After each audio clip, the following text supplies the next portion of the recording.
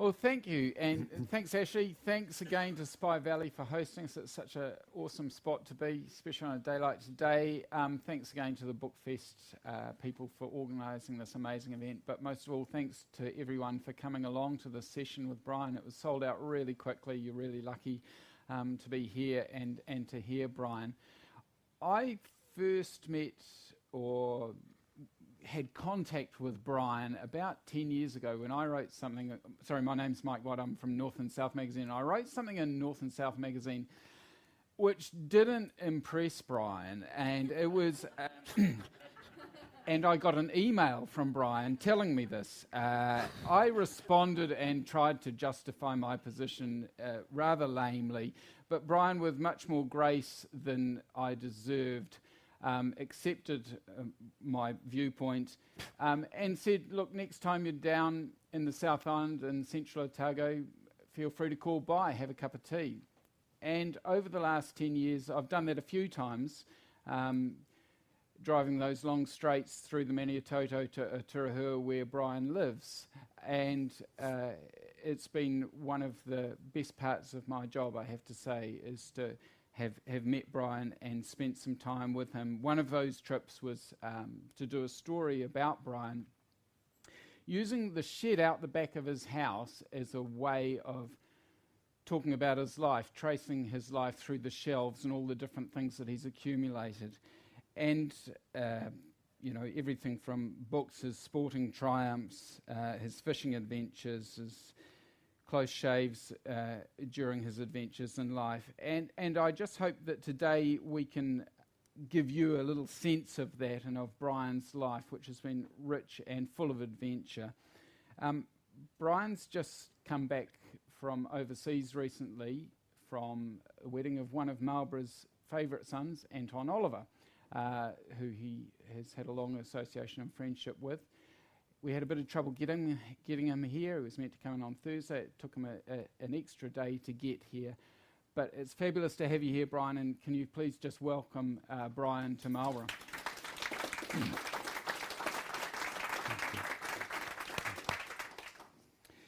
Brian, you grew up in Dunedin, but when you were born, your father was off in Italy fighting across the continent, and you didn't see him he didn't see you till you were about nearly 2 years old. That's right, isn't it? I can't remember now. I was very small. My first memory of my father was we were living in my mother's parents' house in South Dunedin, and one day the door opened and a man walked in an army uniform. And my mother picked me up and handed me to him. And I was bewildered, I guess. That was the first time I'd seen Alf, and he had a huge influence on my life, as my mother did, in relations and so on. And before many years had gone by, I started to feel extremely lucky with the parents that I had and the upbringing that I was beginning to have and have had. Your upbringing was very humble, as they say. You wrote that we were working class, but that didn't mean we were nobodies. Yes. Well, it was a bit of a menagerie, really. We moved from one grandparent's lot to the other grandparent's house and so on. And then we moved, I think, into a state house in Corstorphine, which in those days I suppose was regarded as pretty bleak because everything was bulldozed off. But away in the west you could see the Mungatua ranges, snow-girt for a lot of the winter. And that was, my father called the far blue yonder and so on. And even back in those days I thought, I live in a special place. And your parents, Alf and Audrey, I think your father said to you that apart from time, they felt they had little else to give you. Yes, well, I suppose one of the cliches that was a bit hand to mouth. We never wanted for anything you needed. home cooking. We went to sport most Saturdays. My father was very keen on sport. He was a good cyclist. He trained cyclists. My cousin Alan Larkins was picked to go to the 56 Melbourne Olympic Games. My father was keen on cricket and so on and so on. We played cricket in the backyard. It just went on and on. We'd had running races around the block. We walked to school in our shorts, and it was bloody cold up there in Cookstoffen.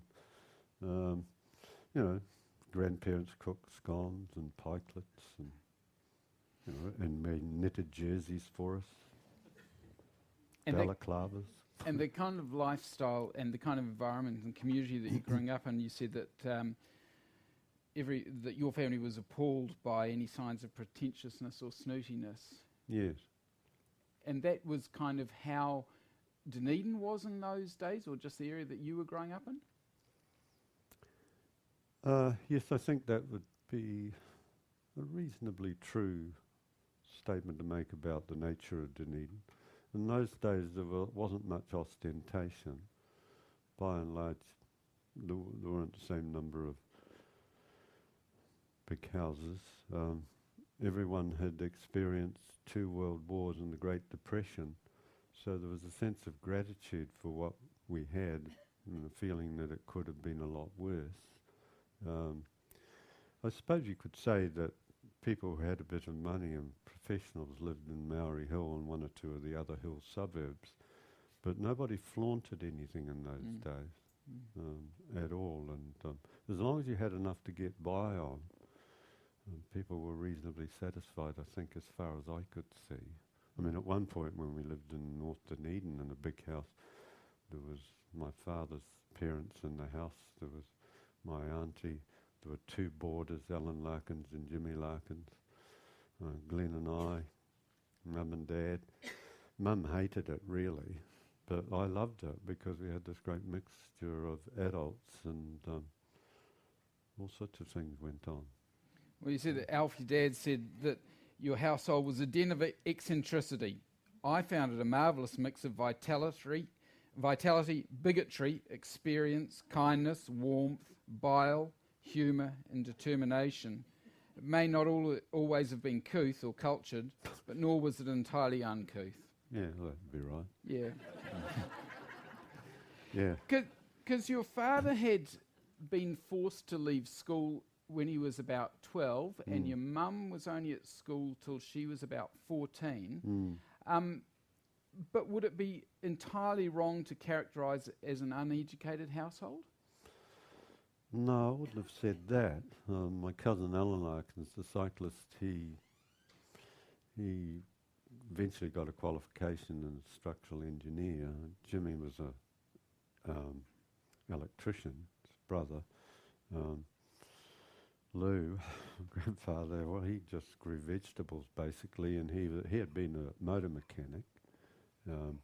Albie Collins, who was a boarder of ours, was a bacteriologist at the dental school, as I recall, and he played senior tennis, and we all played backyard cricket in the little backyard, and we played on the footpath outside, and the adults got involved as well. And we lived by the Leith, which was stuffed full of trout. And there's no fish in it now, virtually, but it's part of the environmental and degradation and so on that's taken place all over New Zealand. Were there books in the house, Brian? Yeah, well, Lou got Parade magazine and Wide World magazine, and there were library books. Some of them read more than others. I started to read at quite an early age. So I read quite a lot. My father, not much. Mum did. But there was nothing literary in the place. I became known as a bookworm, I suppose. You did, as a kid, Yeah. from famous 5 days, Yeah. and through to things that... Yeah, and bit it more was deemed challenging. unusual, I suppose, because we were all mad keen on sport. Yeah. And cricket, hockey, cycling, and so on and so on. I started playing rugby, but as father said, well, you're not big enough and it's not a game which requires sufficient skill,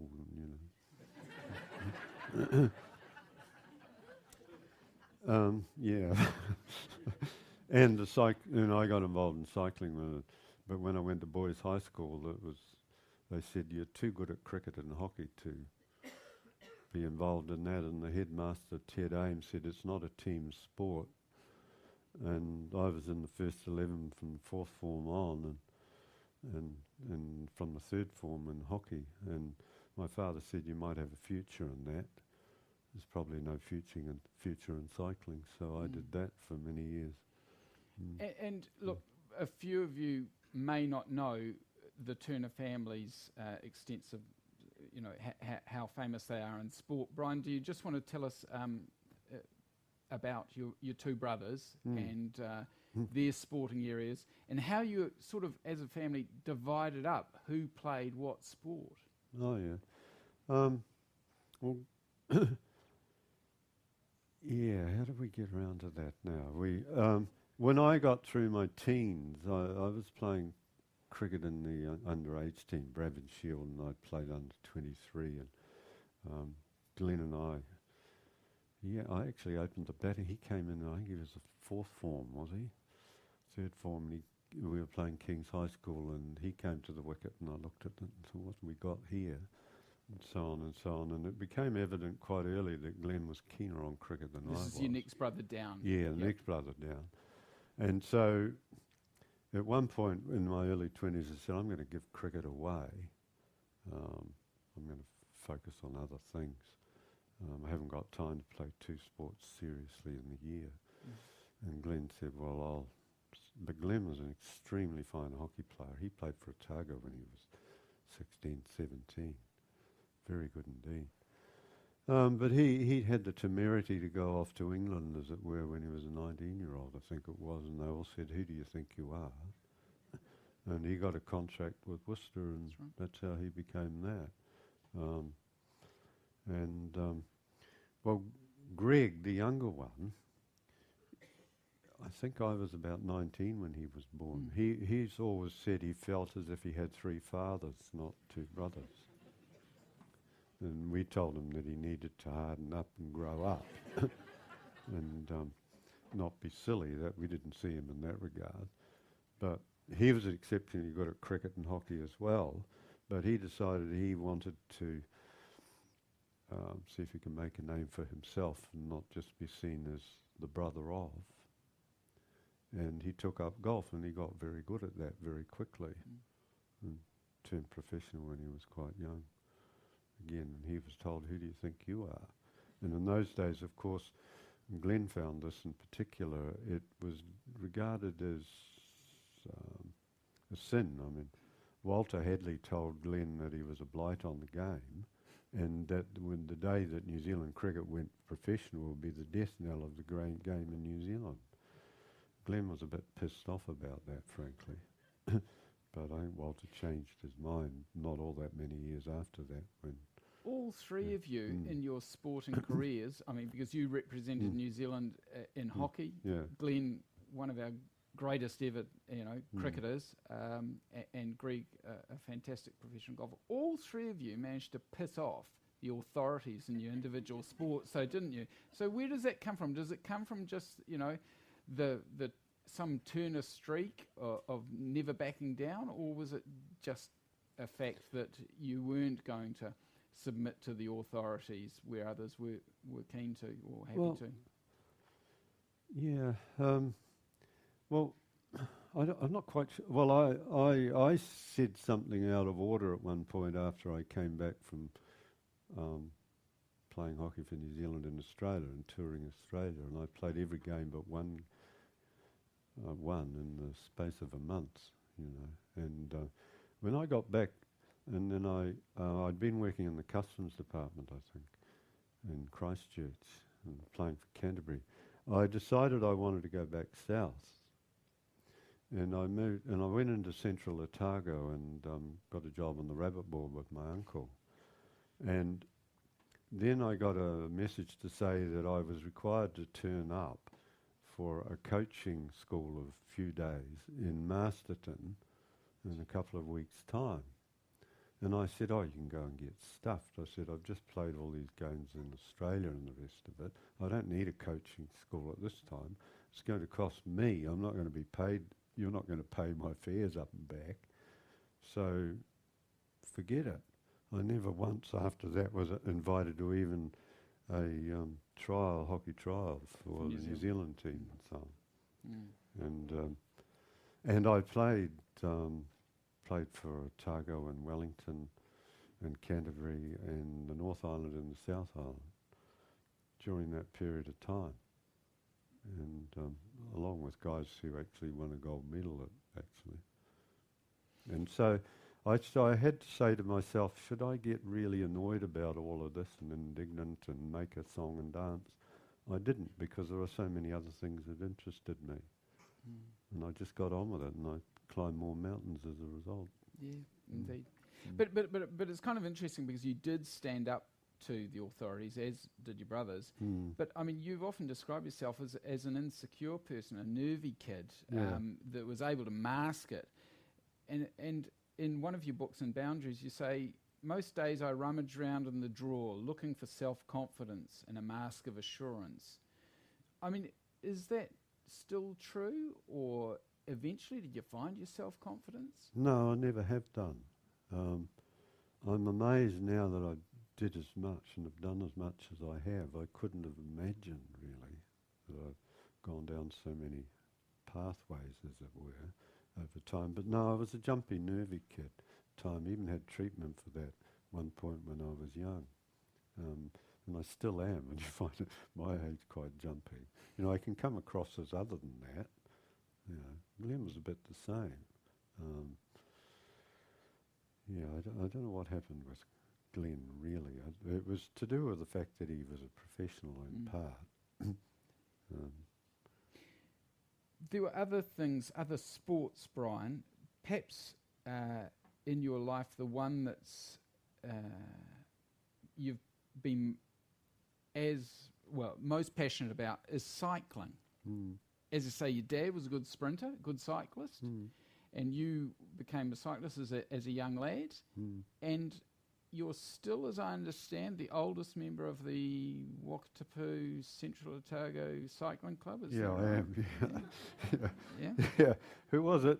Did I say this to you before? One guy said to me in cycling once, I don't understand you, he said. You've got a body like a clapped-out Cortina and you drive it as if it's a so-and-so Ferrari. And how is it that, you know, most of us at your age group can't beat you?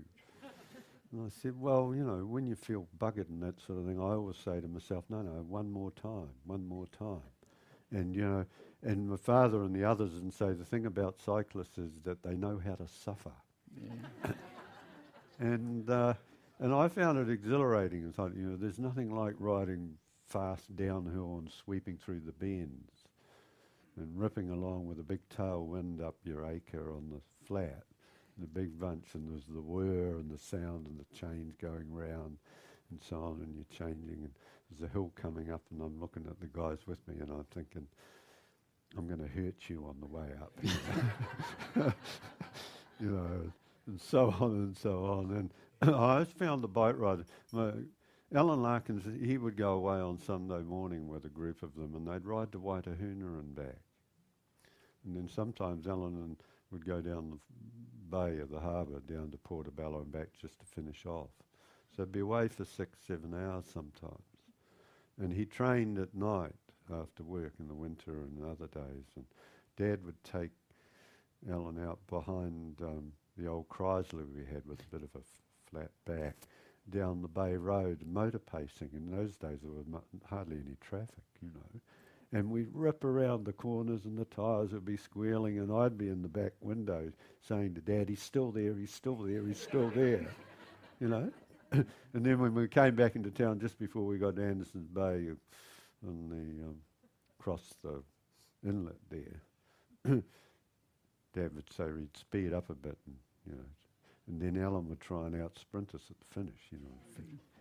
So you'd have Alan out here and me in the car looking out the window. And yeah, I just found it amazingly appealing in all sorts of ways, partly because it hurt, but partly because you saw country on Sundays that you wouldn't normally see, and and the bike riders that I've known, they train harder than almost anyone else, and I can't imagine. When I went down to see a friend of mine, Julian Dean, who's as good a road rider as we've ever had in the south of France there 2 or 3 years ago, and stayed with them down there for about 10 days. And I had the pleasure, I went out riding with a really top pro. I mean, he would do his intervals up the hills and I'd do mine. But we would ride out to the hill, the Wiggly Hills, and we would ride back together. And I've got all the gear. I've got all the hand-me-down gear from the professionals. Jarman and Well, it's kinky, quirky, and great fun wearing it. And look, I'm not going to give away your age, but as a 73-year-old, I understand that you're still in training for the next season. Look, I just wonder if you could read to us a little bit. This is from Brian's book, Boundaries. This is a passage about cycling and why you love it, perhaps. Right to the end. When I go for a ride, as I still do now and then, I see myself as setting out on yet another adventure, the rolling, twisting, turning road before me. There's time to reflect and muse, to enjoy the sights and smells, the wild thyme and the new-mown hay, for instance, and sounds like the whooing and haaing of the wind in the trees and the swishing of tussock grass in the nor'westerly gusts, nature's music. I take my troubles and harassments with me and look to leave some of them behind. The skyscapes entrance, the landscapes astound and move me, and feelings for those I know and love flow through me. Going for a ride is, like setting out on a walk, a means of sidelining issues that perturb and confound me. In all sorts of ways I'm reminded that if it were not for the skills and kindness of others, I wouldn't still be here. On a bike, one's reading the wind, is aware of the points of the and our compass in several senses of the word, is mindful of the ups and downs ahead, of which gears you'll select to get up every hill, is apt to recall having come this way before, while being careful to watch for the unexpected. New potholes, angry magpies in spring, approaching vehicles, articulated vehicles especially, wandering stock. And there's always the flashing and whirring of spokes and wheels, a muted humming and drumming on the seal. There's the click when you change gear and the even noise of the chain running over sprockets begins to grow louder, especially when you turn around and head for home and the tailwind strengthens. Then that's when you put a bit more effort in.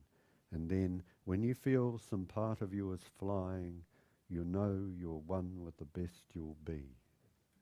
Everywhere I've lived and ridden, I've found that next to walking, biking is the best way of exploring what the world around me is like and willing to disclose.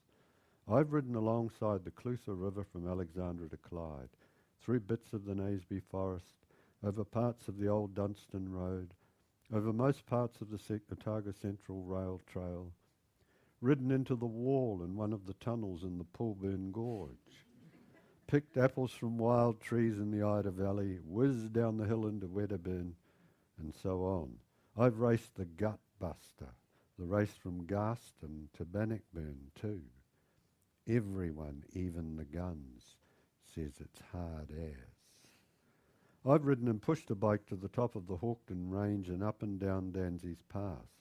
I've raced in scores of events run by the Central Otago Waktip Cycling Club, to Glenorchy, Kingston, Wanaka, Roxburgh Terrace, Makarora, Alexandra, Caddo Creek, Omakau, and St Bathans and more.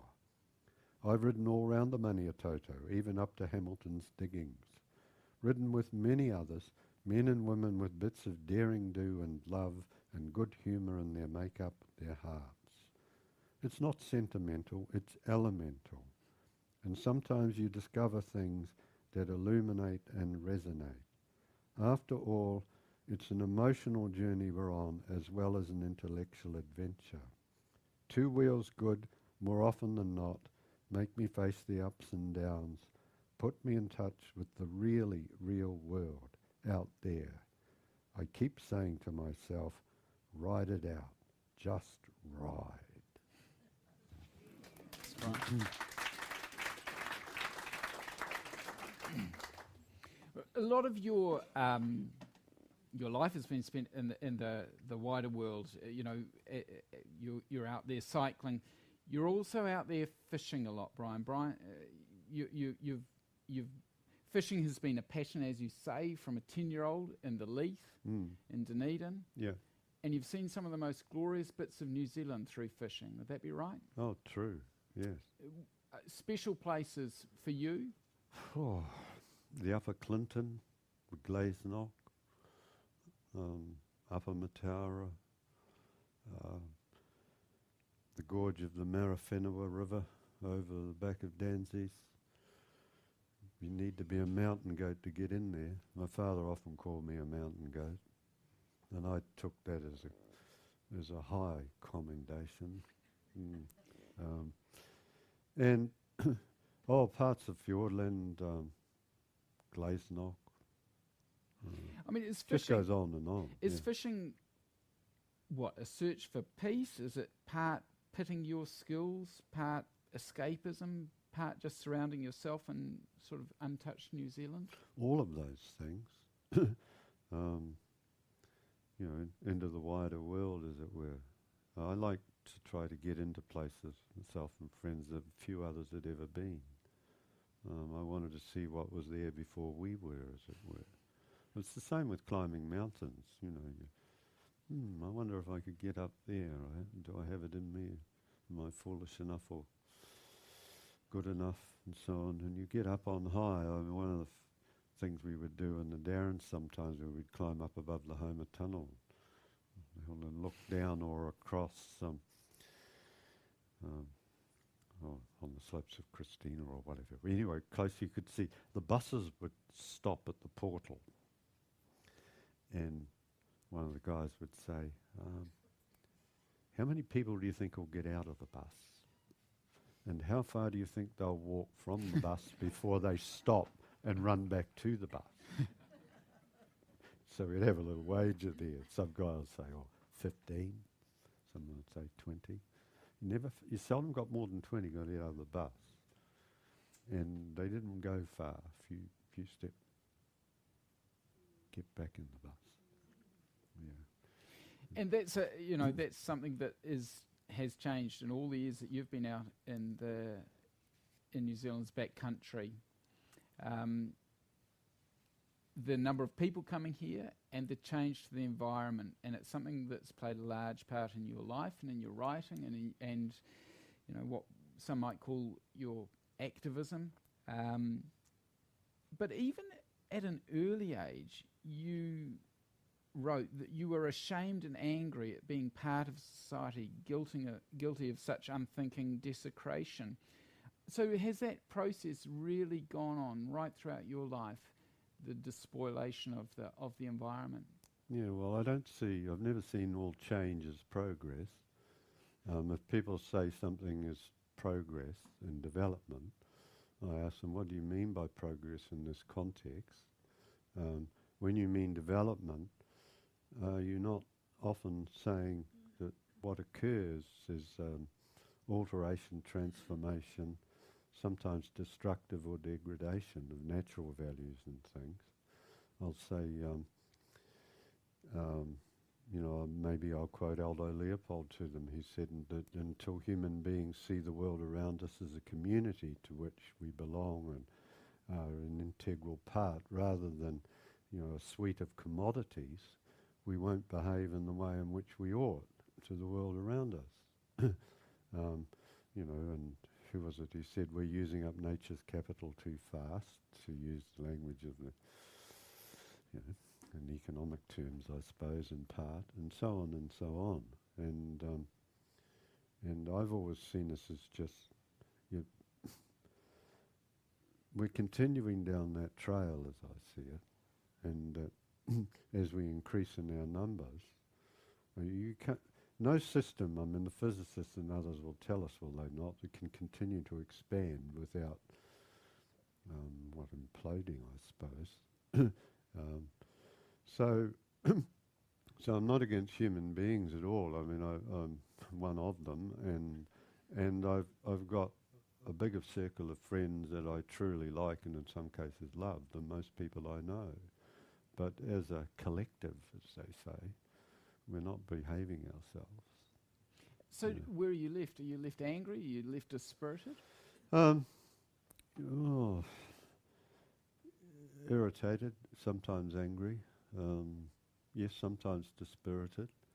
It's hard because I suppose my interest in one guy said to me once, he came up and whispered to me, I forget who it was now, he said, I've always wanted to ask you this, Brian. He said, are you an activist? And I said, I hope so. I'm not I'd hate to be an inactivist. So, but the interest in environmental stuff goes back to, I suppose, in particular, the Manafori campaign. Mm. And then I was part of there's a big group of us in Dunedin who fought to prevent a aluminium smelter being built at the mouth of Aramoana and so on and so on. And I've been part of most of those ever since, those things, those sorts of environmental campaigns. And I've sometimes thought that it's cost me a lot in terms of time and energy and so on. But I've got to the point where I'm saying it's too late to give it away now. And I'm the chairman of the Central Otago Environmental Society, and small group of us, and we do what we can to prevent undesirable things occurring up there, as it were. Mm. Yeah. You talked about someone asking about being an activist. You wrote that I get accused of being an extremist, but nothing can be more extreme than what we as human beings have done to New Zealand since we've been here. And one of those campaigns that you're involved in more recently was a wind farm in Central Otago near where you live, up in the Maniatoto, and you and Graham Sidney, the artist, and Anton Oliver, and Gray Shatke. Yeah, were all involved in that, very involved in that campaign to stop Meridian putting a wind farm up there. Yeah. Did it strike you as rather, and you copped, as you say, an awful lot of flack for your position on that. Did it strike you as rather ironic that you and Graham Sidney particularly are seen as icons of Central Otago and have brought Central Otago and all its glories to the world, yet you were somehow seen as heretics for wanting to stop development of that Central Otago landscape? Oh yeah, we got fired at from all sorts of angles. I mean, that was, I think it would have been the biggest wind farm in New Zealand, as it were, adjacent to the old Dunstan Road, one of the earliest of the trails into Central Otago. There are other ways of providing for our needs and limiting our numbers and so on without something of that magnitude and size. It took about 4 years, that fight, and I think twice to the Environment Court. Court turned it down. It wasn't us. you know, within the same with... But you were blamed for it. Oh, yeah, well, but, you know, that just goes with the territory. You know, you've got to have I suppose part of the term, you've got to have some gonads to keep going with this sort of stuff. And, you know, we got a bit of chop for the, you know, they wanted to put a dam on the Nevis. It's about the last decent river in Central Otago that doesn't have a dam on it. Can you not leave the Nevis alone, we said? So we fought against that, and the court turned that down as well. So good. There are other ways of... If we're as resourceful, I don't like the word resource because I say to people there are usually proper nouns for what you're describing as resources, fish, birds and trees, for instance. Why not just call them that? So, you know, we've other means of going about things. the way we've been doing. And in my lifetime, I've seen massive transformation of the landscapes. The tussock grasslands have taken a hammering, and they're still getting it, what's left of them. And then we've got the wilding pines, which many of you here might know all about, and unless we can stop their spread in the next 2 or 3 years at the most, then botanists and the rest of them think it's probably all over for what's left of the tussock grassland. You were introduced, or part of your introduction to this, to the glories of Central Otago was a patch when you were rabbiting up there, I think, as a young man, weren't you? Yeah. Was that with your Uncle Jack? Uncle Jack, yeah. And look, Uncle Jack was quite instrumental in introducing you to the outdoors. And can I just get you to read a brief passage about one of those early outings with Uncle Jack? Yes, okay. My father called Uncle Jack Lindsay, one of my mother's brothers, he called him the bull roarer. He used to shout and roar a lot. And my father, he didn't dress as well as my father did. My father was a good dresser. He was always very disappointed with me. He thought I was very scruffy, And the wild man of Borneo, he called me. Anyway, look, Jack Lindsay on the rabbit board in Bex. When I left my job in Wellington working for OUP, I went back to South and got a job on the rabbit board for a while I worked out what next I would do. Anyway, essentials for Jack and me were warm, hard-wearing clothes and socks and plenty of underwear. He bought socks and underpants, jockeys of course, a dozen pair at a time. He introduced me to corned beef sandwiches and fruitcake 5 days in a row, to saveloys and eggs for breakfast, to thick slices of melted cheese twirled on a fork and scoffed. Jack shot just about everything, stationary or moving, at one time or another. Mallards, greys, swans, pukeko, parries, mice, rats, magpies, fish, cans, bottles, pigs, sheep, dogs, cats, possums, goats, cheese, chickens, roosters, quail, chukka. Mainly to eat, but not always. The cans and bottles are target practice, roosters when they'd outlived their usefulness, magpies that attacked him. He even shot me once. I was standing off to one side of a clump of gorse. The dogs were scratching around and yelping in the middle of it. There was a whoop and barking started. A rabbit tore out, a spaniel, a foxy and a beagle close behind. I loosed off one barrel, then the other. The yips told me I'd pinged a dog. Jack fired 2 and a few pellets flitted against my parka. They must have glanced off stones. The rabbit escaped. Bastard, said Jack. Yeah, that's right.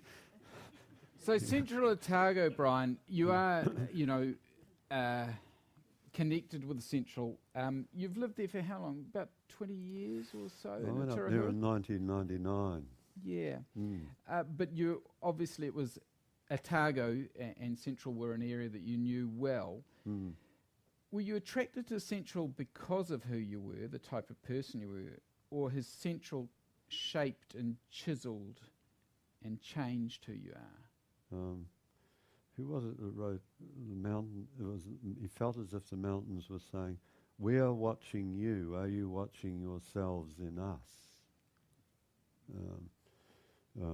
You yourselves in us." And I've been shaped by the South. There's no doubt. I went back south when I was about 30. Did I not? Can't remember. I said to my wife at the time, I said, we kept going down to Island Bay and looking across the strait at the Kaikoura's and the snow. One day I said to her, we're going home, and she says, I'm not. So I went, taking our small son, back down to Dunedin. And so I always regarded myself as a southerner, I guess. Do you still see the North Island as a bit of a foreign country? Yes. Mm. Okay. The past of foreign country, they do think differently there. Who said that now? That writer, American writer. Anyway. So 20 years in, or so in Turahua, people might know where Otago is. It's heartland, Central Otago. By hell, the frosts are fierce down there. Have you become a local yet?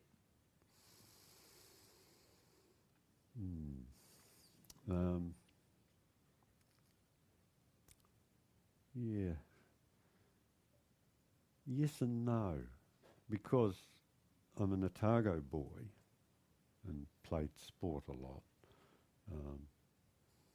Yeah, I suppose I haven't reached the top of the rung of the ladder there though. But I think most of them would say that, looks like you're going to stay. Yeah. When people say to you, though, that you're synonymous with Central Otago, how does that make you feel? Yeah, I'm more than okay with that. Yeah, when you think of the skyscapes and the landscapes and the sounds of the nor'wester and the big bunchy snow tussocks and the way they flog and the colour of them, and I like the sounds of running water, and I like watching hawks, moving around and swaying and correcting things in the gusts. Yeah, I'm more at home in the outdoors than I am in heavily populated urban areas. I mean, the second to last time I went to London, I vowed that I'd never go back. So I'm not long back from visiting a son of mine over there, and I'm thinking, I said to him, you're going to have to come back to see me, I think. The incredible life that you've had, Brian, so rich and full, you've managed to mix all those adventures and the sporting aspect of your life with writing. Has there often or ever been comments that maybe you should just stick to one thing or another, that was it an uneasy mix for some people to accept, a sportsman with a writer? Yeah, it was. Yeah, that was a puzzle, bewildered some. But I started scribbling things in a notebook when I was about, 16, 17, in the backyard of the house we lived in out near the Bayfield High School at the time. I was writing about see the slow motion disintegration of white clouds in the blue and all this sort of thing. Yeah, and I never stopped writing things down from that point on. It was seen as reasonably unusual, I think. And I've regarded writing as a condition. It's something that I just can't help it. I want to. You never know what you think till you see what you've said. And I've got scores of notebooks. Some of those, what I put in there in the last day I've been here. I regard these, I write in here, I call them my commonplace books, in that if I read someone and they've written something that appeals to me or strikes me in one way or another, I'll write it in my notebook. And sometimes poems and essays grow out of that.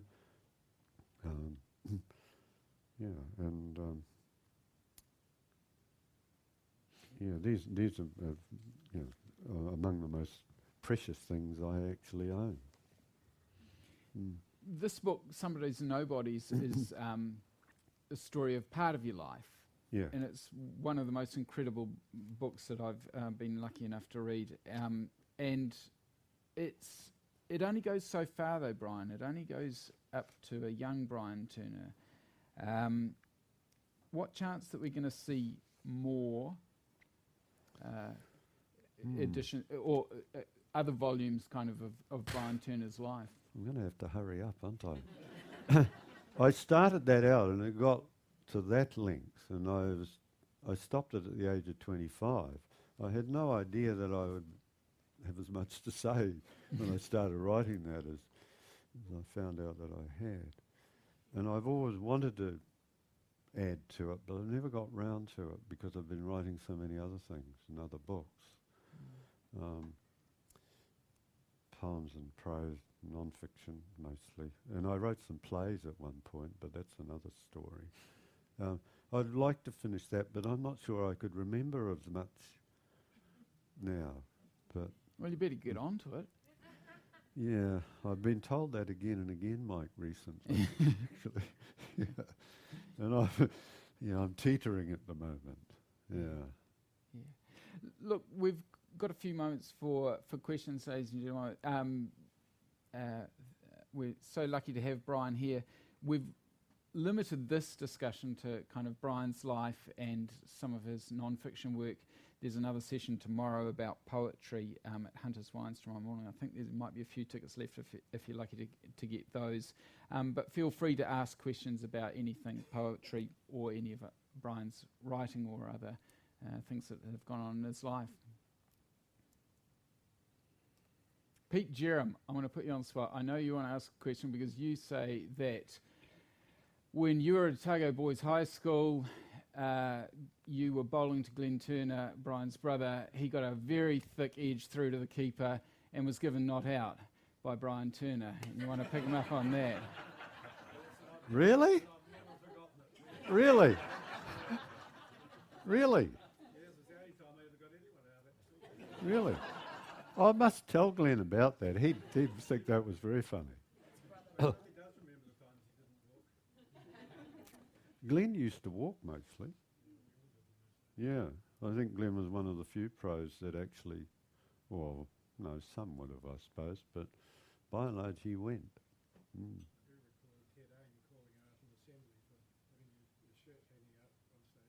All right. Yeah, well, Ted wasn't very pleased with me because in my fourth year at school, that was a UE year, university entrance examinations coincided with our annual match against Christ College, and Ted really wanted us to not just beat, stuff Christ College, frankly. And I was captain and opening batsman, and they didn't accredit me university entrance. And he called me into his office and ticked me off, and I said, well, Mr. Aim, I said, you guys could have done something about that. And, well, your marks weren't good enough, he said. Well, I said, well, just change the date of the game. It didn't happen that way, but next year they did accredit me university entrance, and I only ever spent one term at university before I gave that away, but I have been writer in residence at a couple of universities, which is another strange thing. Is it true that in that one term at Otago at varsity, that your first English essay you got a D for? Yeah, I think so. Yeah. Yeah. Yeah, I never felt that I was an academic, and I never felt at that time that I would produce anything of any consequence as a writer. But I kept at it. I mean, lots of things that happen to you are just accidents. I got a job with Oxford University Press. I'd only ever spent one term at university before I left it. And I got it because John Griffin, who started and ran the marvellous bookshop, University Bookshop in Dunedin, had got a phone call from Ralph Goodridge at OUP in Wellington saying he'd got a letter of application for this job, which I only applied for because John Dixon and I were working in the bakehouse at Lawrenson's night shift, and he looked at the listener and he said, here's a job that might suit you, and OUP were advertising for someone. So anyway, and Ralph Goodridge said to John Griffin, he said, well, look, you have a talk to him, he said, and if you think it's worth my while coming to see him, I will. So I went in and saw John, and he spoke to me for a quarter of an hour, and he said, hang on a minute. And he rang up Goodridge on the phone, and he said, you've been talking to Brian Turner, and he said, if you won't give him a job, Ralph, I will. So Ralph came down and he gave me a job, and off I went to Wellington for a few years until I decided I had to come back to the South Island. But it was a strange thing because there's no way in the world these days that someone who'd only spent one term at university would get a job for OUP, the biggest university publisher in the world probably, and so on. So I don't know what they saw in me. I mean, I didn't see much in me, really. Now there's too much in me that I'd rather not see. But, but yeah, so Yeah, it's all a mystery. But I suppose the point I want to make is that a hell of a lot of what happens to us, or many people, is luck or chance, not their own good auspices. Not that many people would like to own up to that. Mm. So when you always hear that old mantra, oh, you can do anything if you just put your mind to it, or if you follow your dream, if you believe it enough, not always true. Not always true, no. Wishful thinking. Yeah, but yeah. Other questions? Yeah. Do you have your diaries or your notebooks from your 16-year-old years onwards? Mm. Are they filed, accessible if you do have them? No, I've actually lost quite a few of them. I don't know what to do with them. I think I'll give them all to the Hocken. And I've got correspondence beyond belief with all sorts of people, and they can have it all as well if they want it. In fact, someone said to me I probably should get rid of it all now because if it got burnt down or lost or burnt. But then I've never considered my own worth of sufficient for them to be too worried about that. But the other one I want to mention person was John McIndoe gave me a job. He rang me up when John Griffin told him I was back in Dunedin and I was working in the bakehouse. He said, if you're interested in the job, he said, come and see me. And I went and saw John and talked to him for a little while, and all of a sudden he said, hang on a minute, and he took a notepaper out of his desk and wrote on it, the job's yours if you want it, and this is what I'll pay you. I said, thank you very much. He said, when can you start? I said, I'll start at the end of the week. I was working in the bakehouse, and that was a transformation for me. And we published, John and I, one of the great unsung heroes in New Zealand publishing and writing.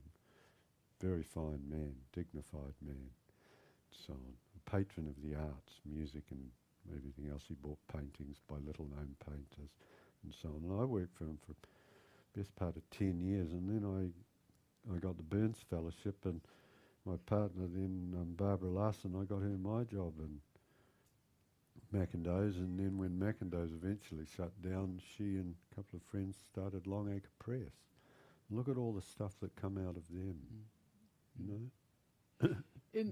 just thinking about those notebooks and things, when we were fossicking around in your shed out the back of your place, you were pulling open drawers and saying, oh, look at that. Oh, I'd forgotten all about that. Poems that you've written years ago never seen the light of day. I've got hundreds and hundreds and hundreds of poems that I've never sent anywhere or done anything with.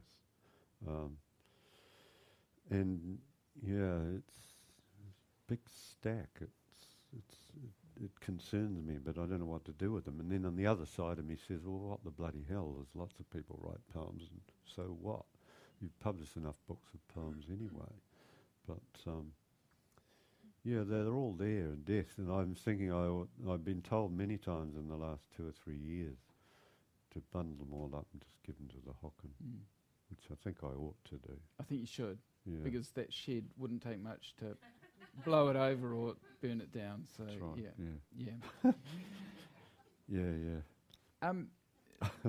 Look. I just in closing, we've only been able to skim over a bit of Brian's life today, but I remember an email that he sent me a few years ago, and Brian was 70 then, I think, and it went, I spent a relaxing Saturday, rode 2 hours 30 on the bike. I have a big race in early October. Had a solid lunch, and then went and sawed and lugged a load of wood, and then trailered it back here. And that's at 70, and that's a relaxing Saturday for Brian. And you wrote in Boundaries, one of the books, and Brian's books are on sale at the back here with Paper Plus, and he will be available to sign books straight after this. You wrote in Boundaries, when I look back, I often feel as if personally I've lived to the utmost, recreationally, intellectually, politically. Can I thank you, Brian, for taking the time to be with us today and for continuing to write about us and for us, and we're incredibly lucky to have had you here in Marlborough with us today. Can you thank Brian?